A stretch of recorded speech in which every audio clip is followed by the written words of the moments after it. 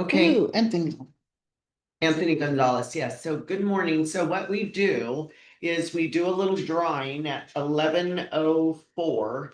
And if they're online or here and their name gets drawn, they get how much today, Jackie? 160. 160. Wow. So we have 160. So if you are online or here and your name gets drawn, if your name gets drawn and you are not, you We go on to the next one. go on to the next one. Couple of things real quick. Corporate games. Corporate games have been announced. So we know what they are. We just don't know how it's falling. What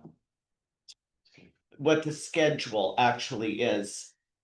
Jackie, didn't you send that to me? Group text between you, me, Romy, Ronnie, and Gunner. Oh, okay. And it's also in the know. Okay, so we posted it in the know what the events are. And it's Cornhole, cornhole, volleyball. What was that? bowling, darts, Disc golf. Pool, bowling, cornhole, darts, disc golf, hoop shoot, minute to win it, pitch and putt, poker, volleyball. Champion darts. right? So this year, if you're interested in participating, that's great. But you also need to have a little bit of some abilities to be able to participate. So, but it's gonna be a curve, right? Because like volleyball, we have a very high level in volleyball. So we are looking for pretty, decent players. Other things, if we don't have high level, we're just gonna put bodies in there if there's not a lot of competition. But if you're wanting an event and there's people that are really good, you're gonna have to be somewhat good to be on the roster. So Jackie's not gonna just be putting people's names on the slots this year because we want to win. Yeah. So that's the goal of that, is to win. So anyway, we'll be working on that. And it is fun. I'm making it sound like it's not, but it honestly is very fun. And what are the dates of September 5th to the 18th. it's the 5th through the 18th. So we have 3 weeks beginning from next week to get ourselves ready. Right. So Luis and I were talking about it yesterday. We think we should do an event every week. Like we should do bowling the next week. I mean, that's it's gonna take more than 1 a week really to get through it now. Yeah. And to see what we've got. Volleyball, we probably Ronnie knows who's good at volleyball. So Competition's only gonna get better this year. I know usually the way Walmart does it, Walmart's probably the one that has most people. They try to balance out 2 teams, A and B team, but this year they're gonna stack the shit out of the A team. because they knew last year, and it's that little short guy. What's that guy's name? Oh, right, he's out. He got fired. Good. That guy's out because I had a real problem with that. Yeah, he got displaced. Good. Okay, that's one problem solved. I think Jason Grohl is gonna be back and taking charge of that. I thought you were switching to our Yeah, he said last year he's switching to Maybe he might, but usually he was the one that did a good job putting the winning teams together over there. Okay. All right. So that's corporate games. Okay, let's do the drawing. It's 11:05. How many people do we have online? 25. 22. I'll let you do the honors of drawing. Since you know. This will show the progressive drawing. This is for the progressive. Do we want to do the wine today too, right now too, or? Anna Baloo. This is Anna on. Romy, can you see participations? I can see it. Scroll all the way up and turn that way. I thought it did go up. You're going scroll to the top. There we go. It's going backwards on me.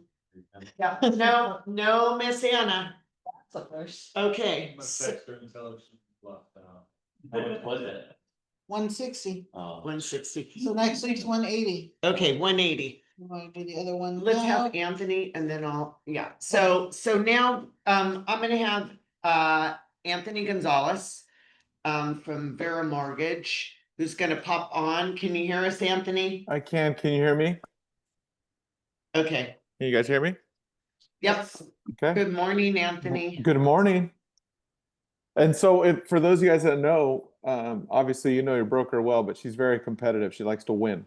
So just so you know, she's actually coached one of my teams before when the boys were younger in 6th grade. Her boys were young. I was coaching Gunner and Hunter, and yeah, she had to fill in for me and coach in her high heels. So we won that game on a technicality. But she's very competitive. Your broker's 100% competitive and wants to win. So make sure we get the best A team out there so we can compete. You can actually compete with us, Anthony, because Oh. you're an affiliate, so your Achilles Okay. better get healed up. Yeah, exactly. I better start. I got to walk first, but yes, and then I can compete. You guys can put me in at something. Maybe I can do cornhole or something. Okay, For Yeah. hoop shoot, you don't have to. Yeah. do Yeah, much.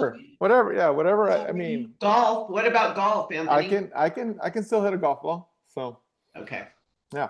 All Okay, right. what do you got for us today for Okay. lending? So rates are pretty much unchanged from last Wednesday. So still rates are really good right now. So low 6s for conventional, high 5s for FHA. So yeah, there's lots of talk still that rates are going to be cut at this next meeting.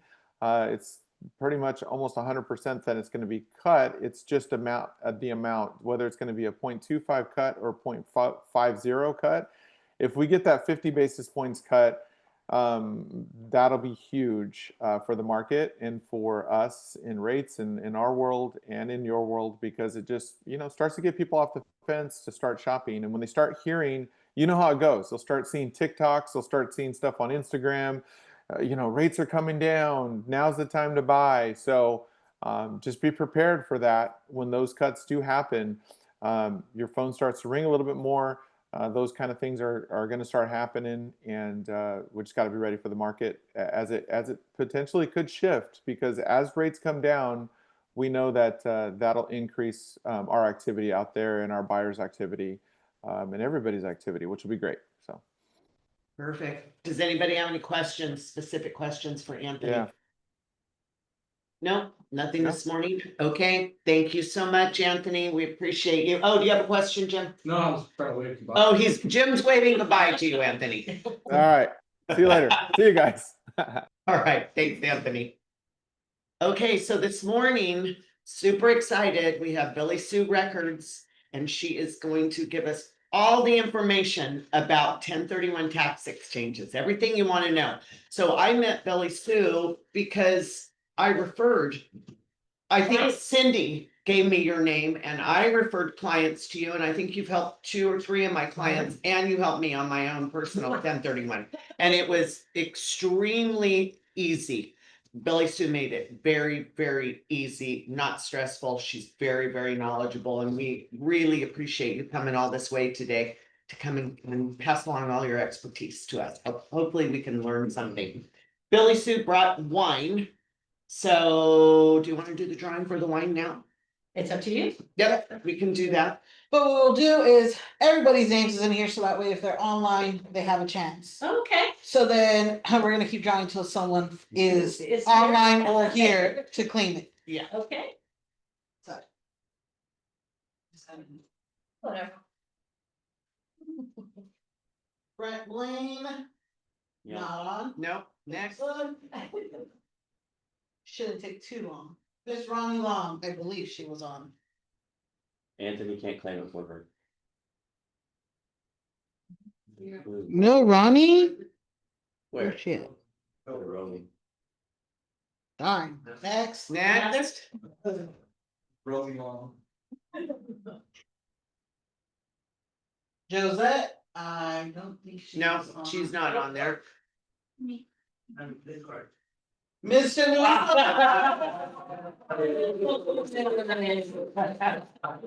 Anthony, pop it. Well, enjoy, Louise. Thank you. There you go, my The friend. nice bottle. Okay, and we turn it over to you, Billie Sue. It's all yours. Okay, well, thank you all for having me, first of all.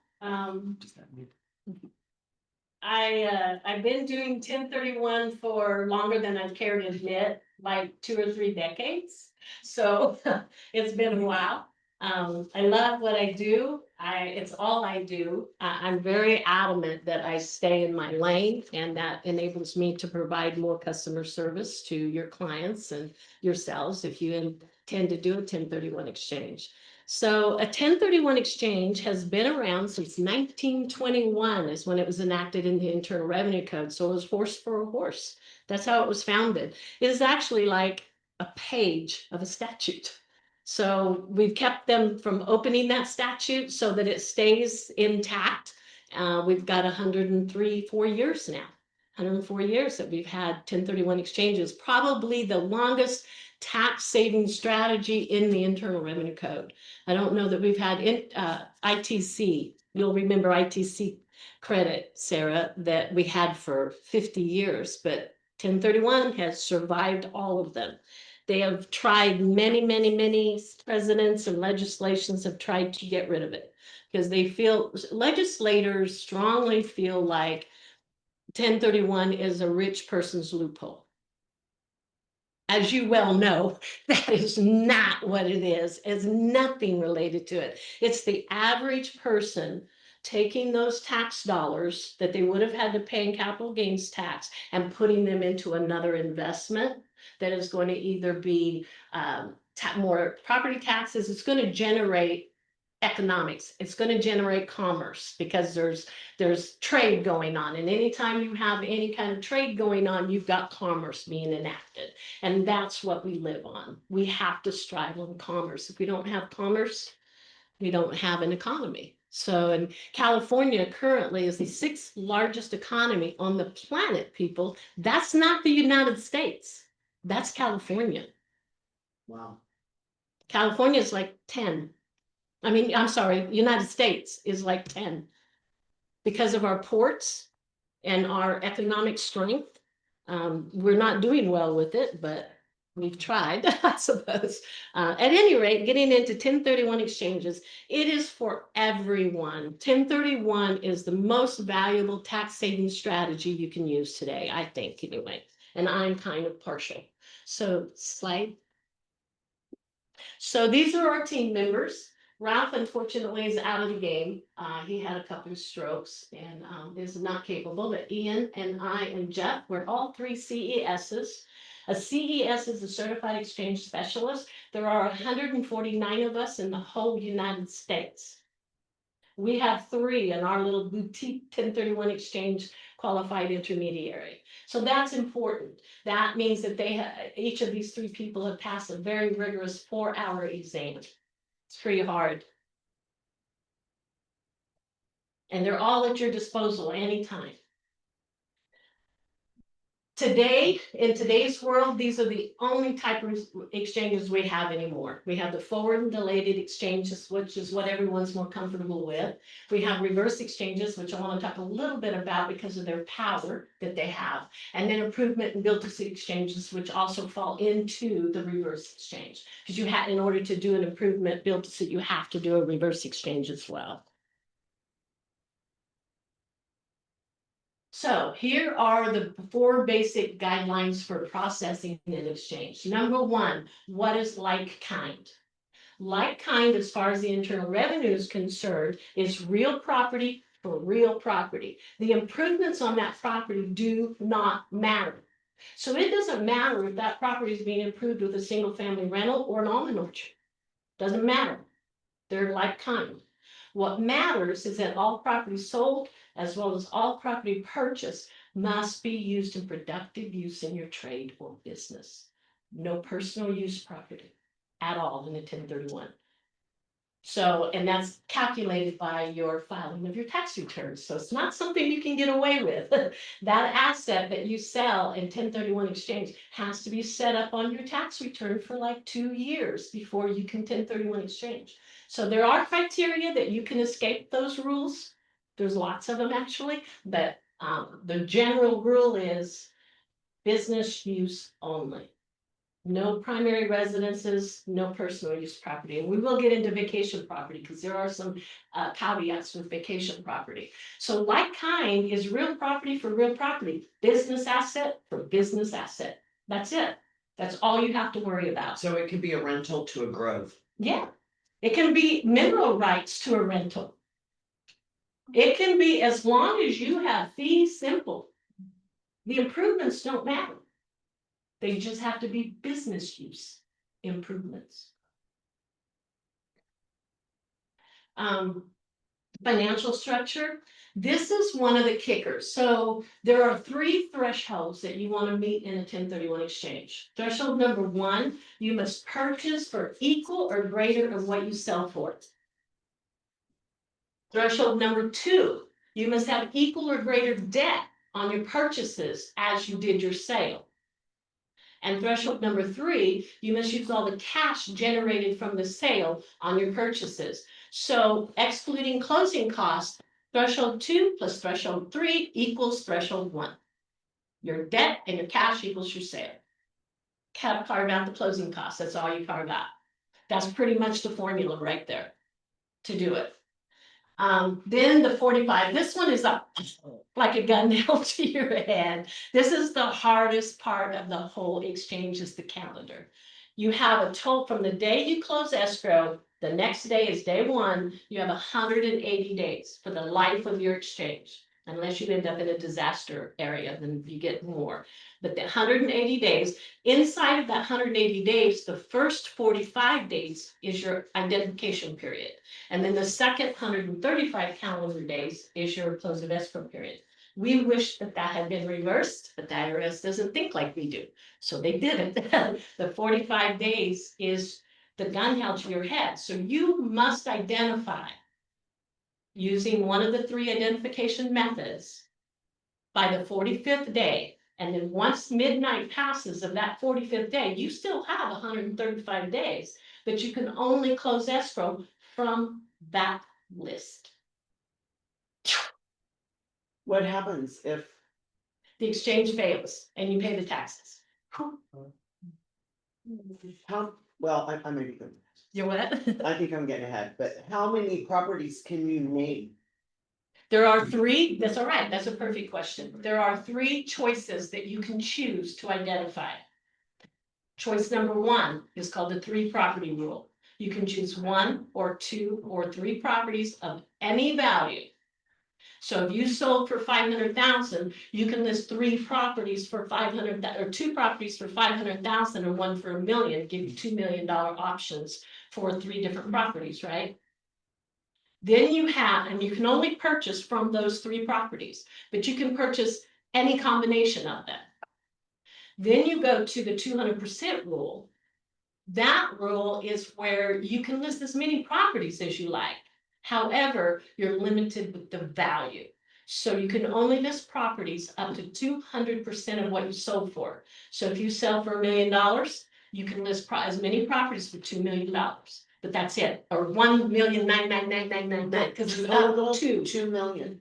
total. If you sell for $1 million, it's 200% of what you sold for. So unless you're up in the higher echelons, you're not ever going to use the 200% rule, because the 3 property rule just gave me $1 million or 2 million worth of options, right? 2 5s and a 1.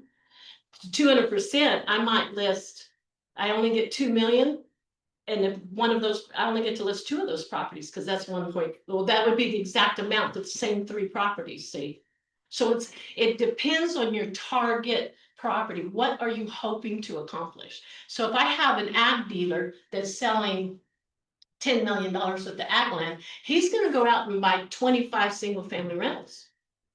That's all allowed, it's perfect. So it doesn't matter the number on either side, but he's gonna use the 200% rule, because he needs to identify 50 properties. And at the same token, if you're selling, say, 1 single family rental, you're gonna use the 3 property rule, because you can list 3 single family rentals, you're not limited on the value. So you can equal your value. So you've got more power there in your identification. Identification is huge. It's a huge event in the 1031 exchange. I can see how it'd be easier for them to be flip-flopped.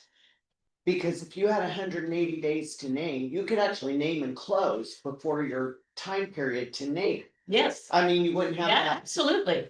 if I could see. So Yes. if you close escrow and you've got 45 days to name, you can go out there and put 50 offers out on properties. You don't have to name any of those. You don't have to name until you are bumping up to that 45th day.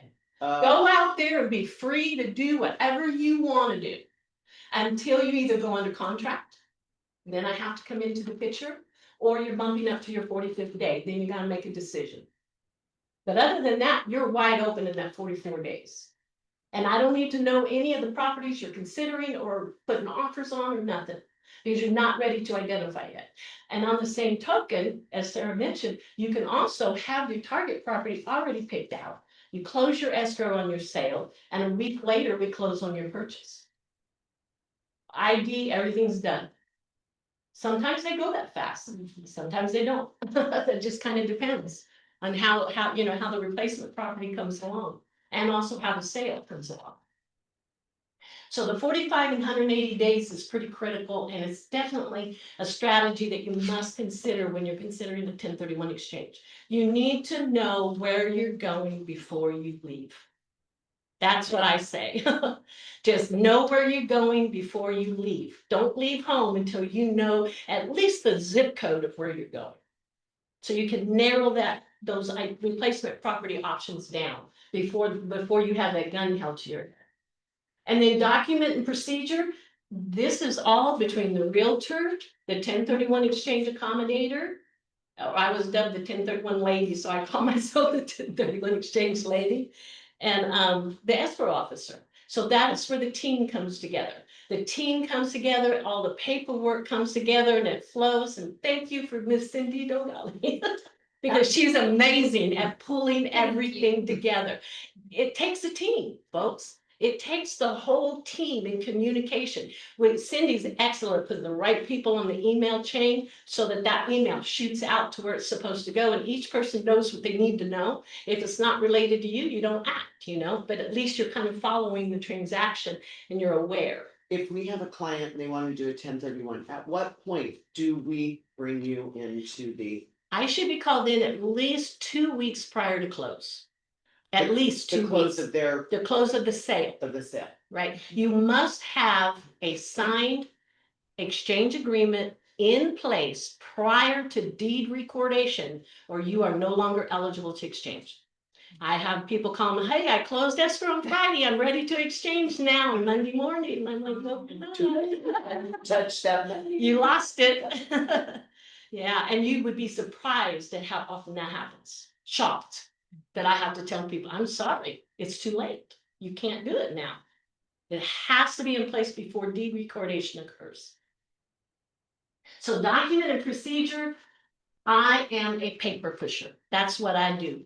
I don't ever meet my customers. I never see anybody. I have an office in my home. Our boutique company is in San Francisco, so our main office in San Francisco. We do everything online and phone and email. Yeah, it's everything. So I have a question on 45 and 180 days. Is there an extension for that? Because let's say they don't find anything.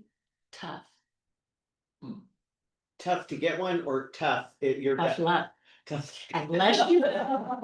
Unless you have a disaster extension, like currently, we have a disaster extension from January 7th all the way to October 15th for LA County landowners. If you have real property, business property in Los Angeles County, you're eligible for that extension. So I have a couple of reverses that are just counting my blessings, because one of them got 4 months extra. That was beautiful for him. And I'll get into that strategy when I talk about the reverse exchanges when we get into there. So we go into related party transactions, and this is something where I need the realtor's help, is the related party transaction. There are a completely different bucket of 1031 exchange rules for lineal descendants. So it's grandfather, parents, children, siblings, grandchildren, a straight lineal descendants, a whole complete different bucket, okay, of rules. You step outside of that, and then you have everybody else. So the related party is critical. Now, collateral descendants, which is aunts, uncles, cousins, nieces, nephews, are not lineal descendants. We only have to follow the related party rules with lineal descendants, and that is critical. So if you're gonna buy so if you're in the 1031 exchange, you sold a rental property and you wanna buy a home from your parents, they have to do a 1031 exchange, mandatory. There's literally no cashing out whatsoever by any party in a related party transaction. Very, very strict rules with related party transactions. So always ask, make sure that that seller and buyer are not lineal descendants. And that's where I need you to help me determine sometimes if they're lineal descendants. Because that can crash and burn them in the audit. I mean, will crash and burn them, and we don't want that to happen. We want to let them know. We want to say, hey, you got a different bucket of rules here that you're going to have to comply with because you're buying from a sister or a brother or mom and dad or grandma and grandpa or children. I want to buy a house for my children. Whatever that case may be, we have to look at that. Has to be scrutinized to make sure we don't have our customer crash and burn on that.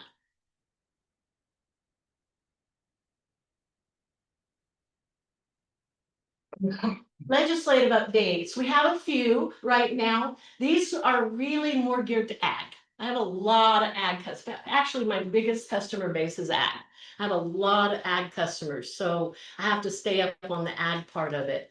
But what they did was they changed up the rules on us in 2018 completely. And we had to reorganize. And so they took the fair market value of the land and they said you can only add 15% of furniture and fixtures to it.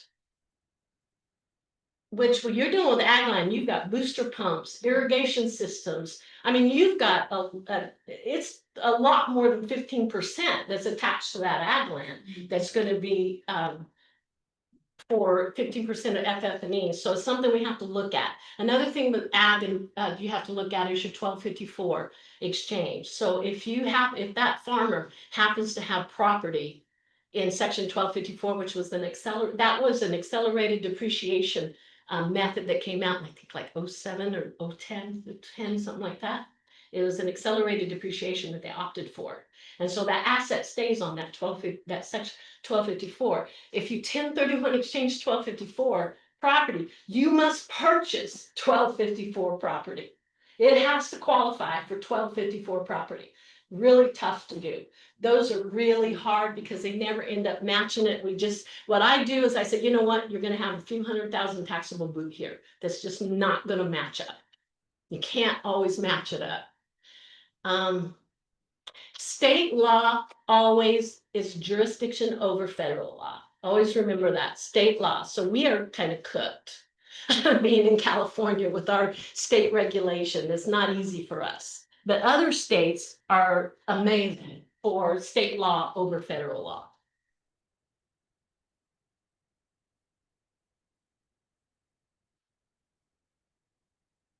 Actually, I just did all those. Oh, unsevered crops and water, airspace. Airspace is something coming in, guys. It's starting to be tapped. So look at it. That's part of it. When you're doing deals, you need to get that airspace in there. We're looking at any kind of perpetual air occupancy or anything like that that is part of that transaction.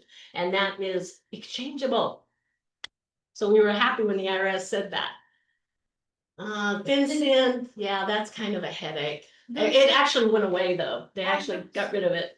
I have a question on the air rights. Mhm. Do the air rights show in the property ownership like mineral rights do?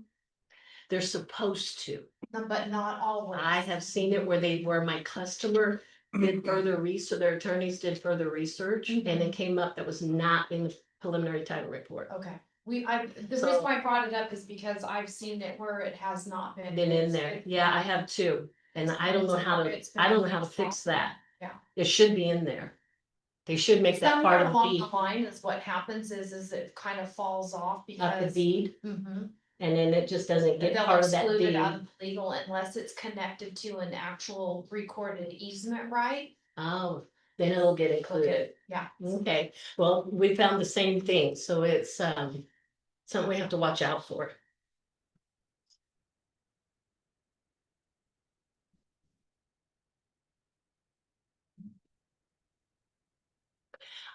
I want to kind of go, before I do optional replacement property strategies, I want to talk about reverse exchanges. And I have a different presentation on reverse exchanges, improvement and building too, because it takes an hour by itself. This one takes an hour and that one takes an hour. So so if you'd like for me to come back, I'll always be happy to come back and give you the reversal, but I'd like to touch on it a little bit about how a reverse exchange works. They are the most powerful strategy we have today. 10 grand worth of strategy though, they're expensive. So what happens is we've got a sale that's held up. Let's just use an example of ag land. It's in the environmental agency and it's held up. They can't close without these permits and certifications and what have you. They won't allow you to close. Well, that's already found. Their replacement property is already found, already under contract. They knew where they were going before they left. It's all set up and ready. This seller says, no, I can't wait 4 months for you to get this environmental approval for that. That's where the reverse exchange comes in. So our client obtains financing, whether it's personal cash, bank, whatever, financing doesn't matter. It can be anyone. Arranges the financing. We create what we call an E, an exchange accommodation title holder. And this is all in here, by the way, in your handout. And then you take that E, and that E, we own the E 100%. We're borrowers, and then we buy that property. And then we triple net lease it back to my customer. So he has that property to begin collecting rents, improvement, whatever he's going to do, whatever the intent is. And then now we've got 6 months. The reverse exchange has the exact same calendar as the forward exchange, 45 and 180 days. Exactly the same. So now we have a brand new 180 days to sell this property, which is more than enough time to get everything done, get the permits done. And then now when they do their forward exchange here, the reverse exchange does not save any taxes at all. It is only a vehicle. That's it. The forward exchange is where you save the taxes. So now the forward exchange, the ag land finally closes, and then they purchase this property, only now we're the seller. What happens if you do that and that sale doesn't close? We just deed the property back to them. They take the loan. Oh. I mean, I have quite a few fail actually. Especially in the ag world. Because I see like my ag customers, all my big ones, they have their own E. Like I have an E, exchange accommodation title holder that's specific for them. So they use it whenever they like. They never buy without doing the reverse first, ever. Because of environmental issues, because of all these things, they need that 360 days, and that's what they do. They take the 360 days to do it. And so that's why I kind of wanted to talk about the reverse exchange is a huge strategy. The other thing is you could never put 1031 or invest 1031 exchange dollars into property that you own, that you already own. Nada. But if we own it, you can use those 1031 exchange dollars to do tenant improvements, construction, new construction, whatever. Like I had an electrical company that had, I don't remember the acreage, so I'm just going to guess at it, like 5 acres, yard, shop, warehouse. They parked the trucks, all fenced in, everything. They grew and they needed more. So they found 20 acres. And so we went over, so they sold the entire to one buyer. And then we convinced the buyer to lease it back to us for 6 months. So he had operation of his facility for 6 more months, even though we actually closed escrow and sold. And so we had funds now. So we had all the money. And so now we go out, we buy this property, and then now I hired him as my construction manager, and he improves this property and gets it done in 4 months. All his new shop, offices, everything's done. So now they're ready to move. They close up shop on Friday and they're back in business on Monday morning in the new facility. fantastic strategy is a reverse exchange. You're only limited by your imagination. As long as it's business use. Yeah. Yeah. Okay, so optional replacement strategy. So a lot of people go back to thinking like kind, if I sell a single family, I have to buy a single family rental. No, you can buy anything. And now we have what we call Delaware Statutory Trust. Have you heard about the DSTs? They are where a national company goes all over the United States and they buy, like maybe it's a hospital in New Mexico and a Home Depot center in North Carolina, apartment complex in Florida. And they put these portfolios of real estate together. They call them a sponsor. Excuse me. And they call it a DST. This is the new REIT, REIT. I don't know if you ever remember the REIT, Real Estate Investment Trust. Well, they were not 1031 friendly. So the DST came in to replace them so that they have these options, because some people don't want to call the plumber when it needs. They want somebody else to manage the property. They just want a quarterly check. You know, and that's the difference. It's like the DSTs are more kind of like a 401k. They are long-term investments, at least 5 to 7 years. You cannot cash out. You can never leverage them.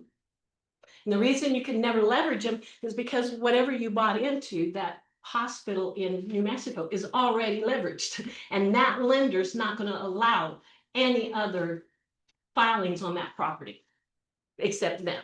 So there's some, you know, you have to be able to consider these. I'm okay with that before you do. I've got probably like 50-50. Some people like, I want to see my property, I'll call the plumber, I'm good with that. And other people like, I've got my RV and I'm ready to go. You know, so it's just a different personal preference. So you get your TICs and your DST are very viable options. And this is what I tell people. If you don't really know exactly where you're going when you leave, put in one of these as your third property. Sure thing. Your exchange will not fail because you have a property you can buy into. You just have to make sure that your customer gets a placeholder with that DST, with that hospital in New Mexico or whatever it is. I've got a placeholder there that I can put my funds if my preferred property doesn't work, this is what I want to invest in. And so it's a great fallback or plan B and plan C option, as long as they understand the risks involved. Okay.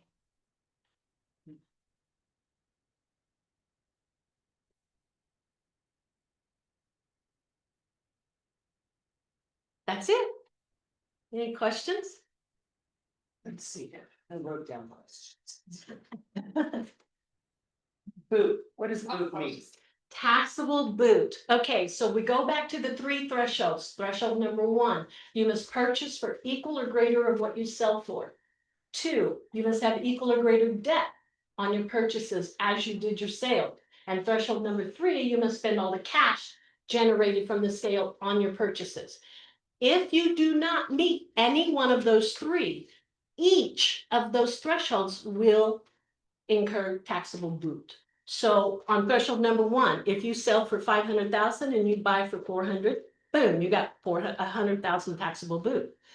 Threshold number 2, if you had 250,000 on debt and you only had 200 debt on your new, guess what? You got 50,000 mortgage taxable boot. But they only tax you on that, not the whole thing, right? Correct. Whatever you successfully invest is tax free.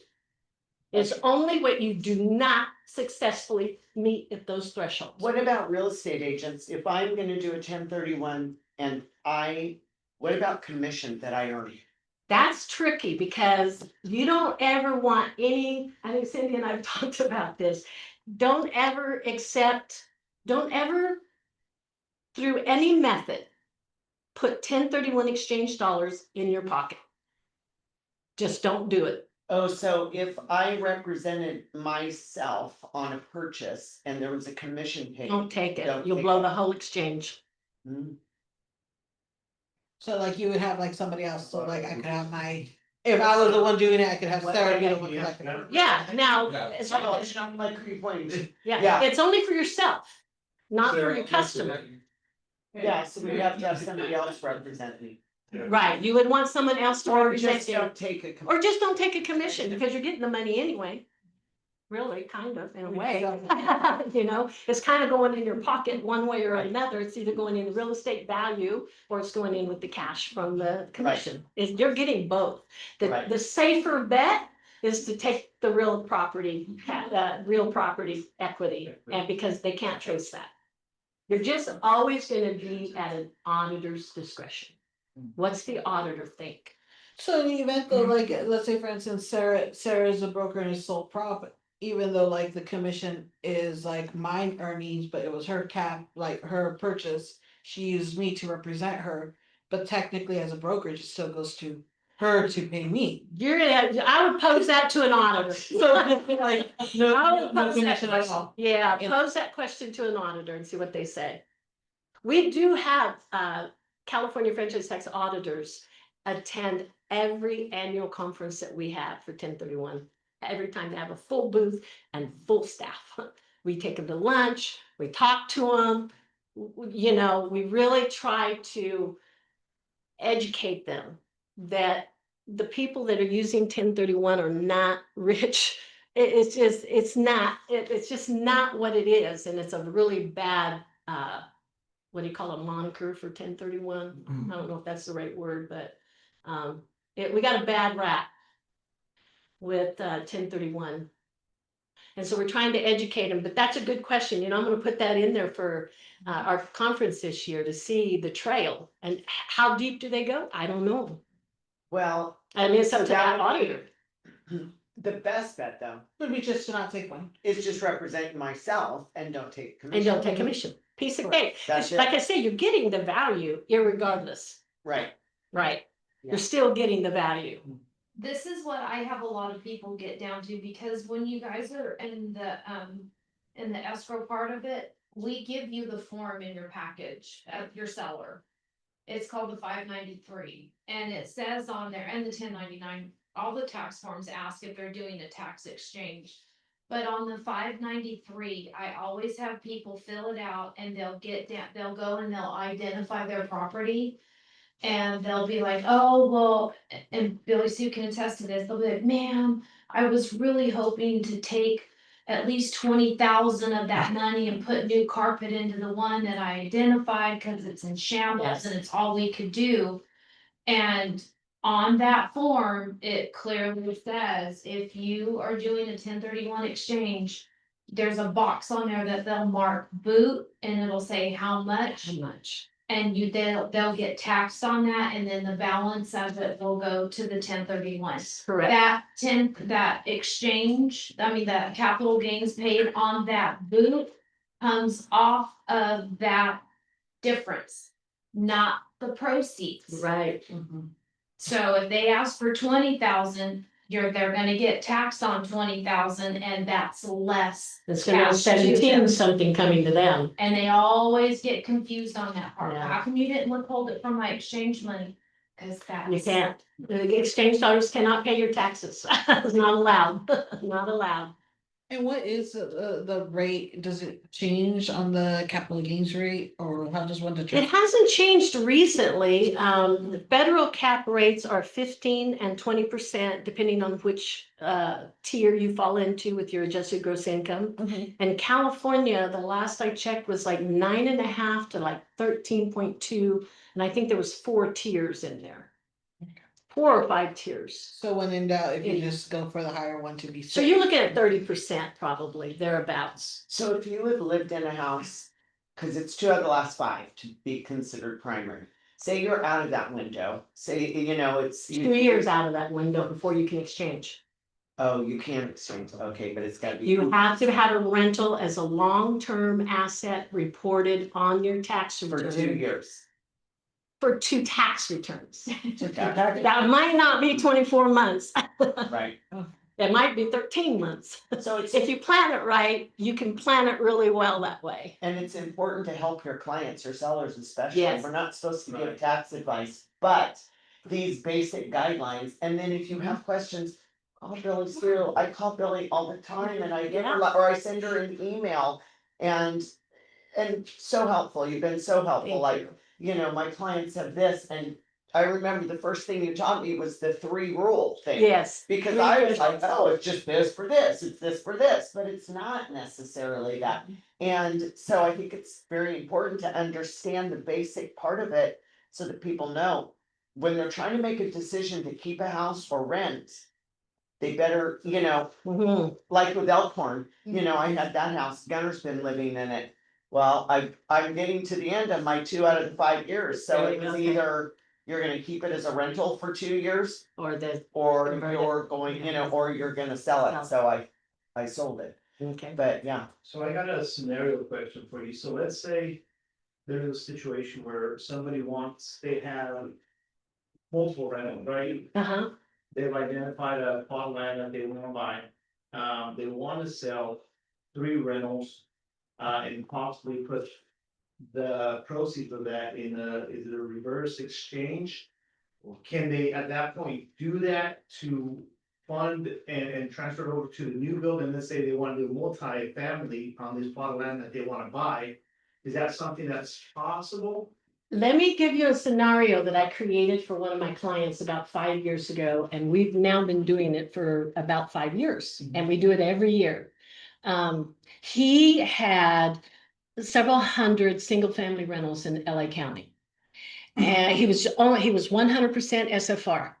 And 5 years ago, he decided, I gotta diversify. He wanted, you know, medical, he was gonna diversify office, manufacturing. And over these 5 years, we have diversified into all these. So he's like selling 15 SFRs to buy one office building. I mean, he's gotta sell $10 million to buy one $15 million building, right? So that's not possible in 180 days. You cannot do Oh, that. too many properties. Too many properties. So comfortably, he's good. Comfortably, he can do 5 to 7 in 6 months.